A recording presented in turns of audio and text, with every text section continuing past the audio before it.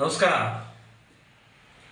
ಗಣೇಶ ಚತುರ್ಥಿಯ ನಿಮಿತ್ತ ಎಲ್ಲರಿಗೂ ಕೂಡ ಶುಭಾಶಯಗಳನ್ನು ಹೇಳ್ತಾ ಇದ್ದೀನಿ.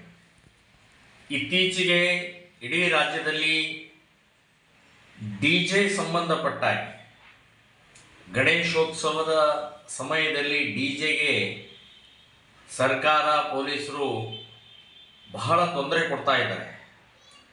ಸೊ ಈ ಸಂದರ್ಭದಲ್ಲಿ ವರ್ಷಕ್ಕೆ ಒಮ್ಮೆ ನಾವು ಡಿಜೆ ಮೂಲಕ ಗಣೇಶನ ಉತ್ಸವವನ್ನು ಆಚರಣೆ ಮಾಡ್ತೀವಿ.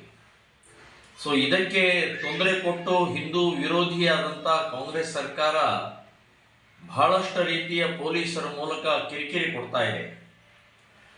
ಇಡೀ ರಾಜ್ಯದಲ್ಲಿ ಅಷ್ಟೇ ಅಲ್ಲ, ತುಮಕೂರಿನಲ್ಲಿ ವಿಶೇಷವಾಗಿ ತುಮಕೂರು ಜಿಲ್ಲೆಯಲ್ಲೂ ಕೂಡ ಬಹಳಷ್ಟು ರೀತಿಯ ಹಿಂದೂ ಸಂಘಟನೆಗಳಿಗೆ, ಹಿಂದೂ ನಾಯಕರಿಗೆ, ಗಣೇಶ ಮಂಡಳಿಯವರಿಗೆ ಈ ಡಿಜೆ ಸಂಬಂಧಪಟ್ಟಾಗೆ ತೊಂದರೆ ಕೊಡ್ತಾ ಇದ್ದಾರೆ.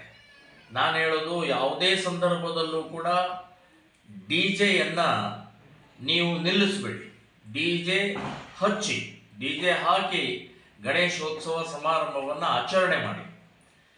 ಡಿಜೆ ಸಂಬಂಧಪಟ್ಟಾಗೆ ಸುಪ್ರೀಂ ಕೋರ್ಟಿನ ಆರ್ಡರ್ ಇದೆ ಅಂತನ್ನುವಂಥದ್ದು ಹೇಳ್ತಾರೆ. ಮಸೀದಿಯ ಮೈಕಿನ ಸಂಬಂಧಪಟ್ಟಾಗೂ ಕೂಡ ಸುಪ್ರೀಂ ಕೋರ್ಟಿನ ಆರ್ಡರ್ ಇದೆ. ಇದು ವರ್ಷಕ್ಕೆ ಒಮ್ಮೆ ಮಾತ್ರ ಬರುವಂಥ ಹಬ್ಬ. ಆದರೆ ಮಸೀದಿಯ ಮೈಕಿನ ಮೂಲಕ ಪ್ರಾರ್ಥನೆಯನ್ನು ಪ್ರತಿನಿತ್ಯ ನಾವು ಅದನ್ನು ಅನುಭವಿಸ್ತಾ ಇದ್ದೀವಿ. ಅದರಿಂದ ಎಷ್ಟು ತೊಂದರೆ ಆಗ್ತಾ ಇದೆ, ಅದರ ಬಗ್ಗೆ ಸರ್ಕಾರ ಆಗಲಿ ಪೊಲೀಸ್ ಇಲಾಖೆ ಆಗಲಿ ಮಾತಾಡೋದಿಲ್ಲ. ಬರೇ ನಮ್ಮ ಈ ಡಿಜೆ ಶಬ್ದದ ಬಗ್ಗೆ ಮಾತ್ರ ಇವತ್ತು ಹೇಳ್ತಾರೆ. ಸೊ ನಾನು ಹೇಳೋದು, ಇದು ಯಾವುದನ್ನು ನೀವು ಲೆಕ್ಕಿಸದೆ ನೇರವಾಗಿ ಇದರ ಸಂಬಂಧಪಟ್ಟಾಗೆ ಡಿಜೆ ಹಚ್ಚಿ ಕಾರ್ಯಕ್ರಮದ ಯೋಜನೆಯನ್ನು ಮಾಡಿ ಅಂತನ್ನುವಂಥದ್ದು ತುಮಕೂರು ಜಿಲ್ಲೆಯ ಎಲ್ಲ ಹಿಂದೂಗಳಿಗೆ, ಎಲ್ಲ ಗಣೇಶ ಮಂಡಳಿಗಳಿಗೆ ನಾನು ವಿನಂತಿಯನ್ನು ಮಾಡ್ತಾ ಇದ್ದೀನಿ, ಆಗ್ರಹವನ್ನು ಮಾಡ್ತಾ ಇದ್ದೀನಿ. ನಿಮಗೆ ಯಾವುದೇ ರೀತಿಯ ಕಿರುಕುಳ, ತೊಂದರೆ, ಸರ್ಕಾರದಾಗಲಿ ಅಥವಾ ಪೊಲೀಸ್ ಇಲಾಖೆಯಿಂದ ತೊಂದರೆ ಬಂದರೆ ತುಮಕೂರು ಜಿಲ್ಲಾ ಅಧ್ಯಕ್ಷರಾದಂಥ ಶ್ರೀಯುತ ಅನಿಲ್ ಅಂತನ್ನುವಂಥವರು ಇದ್ದಾರೆ.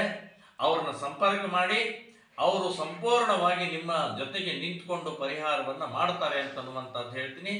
ಅವರ ನಂಬರನ್ನು ಈ ವಿಡಿಯೋದ ಕೆಳಗಡೆಗೆ ನಾವು ಇದನ್ನು ಮುದ್ರಣ ಮಾಡ್ತೀವಿ. ಇದನ್ನು ಕಾಂಟ್ಯಾಕ್ಟ್ ಮಾಡಿ ಅಂತನ್ನುವಂಥದ್ದು ಧೈರ್ಯದಿಂದ ಗಣೇಶೋತ್ಸವ ವರ್ಷಕ್ಕೆ ಒಂದು ಸಲ ಬರುವಂಥ, ಹಿಂದೂಗಳ ಒಗ್ಗಟ್ಟು ತೋರಿಸುವಂಥ, ಹಿಂದೂಗಳ ಸ್ವಾಭಿಮಾನ ಇರುವಂಥ ಈ ಕಾರ್ಯಕ್ರಮವನ್ನು ಆಚರಣೆ ಮಾಡಿ ಅಂತ ಹೇಳಿ ಶುಭಾಶಯಗಳನ್ನು ಹೇಳ್ತಾ ಇದ್ದೀನಿ.